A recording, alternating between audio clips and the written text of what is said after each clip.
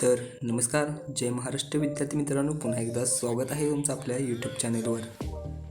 तर आज आपण पाहणार आहोत सत्र परीक्षा 1 म्हणजेच जी काय आपली सामायिक परीक्षा आहे त्याचा पेपर.